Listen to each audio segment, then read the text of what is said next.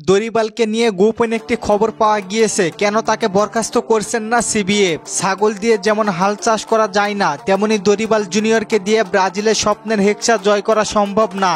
এই বাস্তবতা সিবিএফ কি বুঝতে চাচ্ছে না, নাকি ব্রাজিল ফ্যানদের কোনো মূল্য নেই সিবিএফ এর কাছে, নাকি সিবিএফ কর্মকর্তাদের সঙ্গে দরিবালের চলছে অর্থের লেনদেন? কারণ দরিবালের অধীনে 6 ম্যাচ খেলে জিতেছে মাত্র 2 ম্যাচ। সেই দরিবালকে নাকি 2026 বিশ্বকাপ পর্যন্ত রেখে দিচ্ছেন ব্রাজিল। ব্রাজিল দেশটার পুরো পৃথিবী জুড়ে পরিচিত ফুটবল দিয়ে দেশটা থেকে যেমন উঠে আসে কিংবদন্তি সব ফুটবলার, তেমনি দলটার পুরো পৃথিবীতে জনপ্রিয়তা আকাশ পাতাল। শেষবার সেলেসাওরা বিশ্বকাপ জিতেছে 22 বছর আগে, তবুও দলটার জনপ্রিয়তা সামান্য ভালোবাসা কমেনি। ম্যাচ হেরেছে, ম্যাচ নিয়ে সমালোচনা করেছে, কিন্তু সাম্বার ফুটবলের প্রতি মানুষের ভালোবাসা একটুও কমেনি, বরং আরো বেশি ভালোবাসে ব্রাজিল দলকে।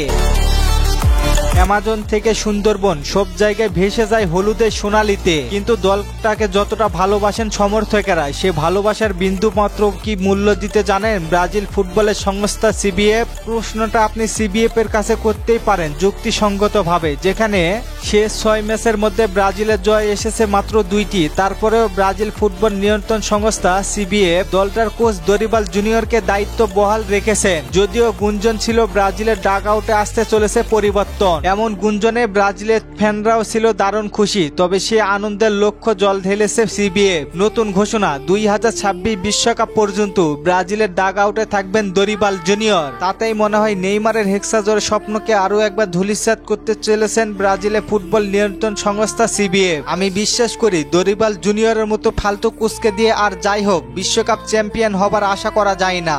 এত বাজে কোচ হবার পরেও বুঝতে চাইছে না সিবিএফ, দরিবালের উপরেই রাখছেন ভরসা। এমন করলে শুধু শুধু আরেকটি বিশ্বকাপ খেলতে হবে নেইমারকে বিশ্বকাপ জেতানোর জন্য সবাই রেডি, কিন্তু ফালতু কোচ দিয়ে কি বিশ্বকাপ জেতা সম্ভব? নেইমার কি পারবে তার সেই বিশ্বকাপ জিততে? জানিয়ে দিন কমেন্ট করে। আর ফুটবলের নতুন কোনো প্রশ্ন থাকলে কমেন্ট করতে পারেন, পরবর্তী ভিডিওতে রিপ্লাই করব। ধন্যবাদ।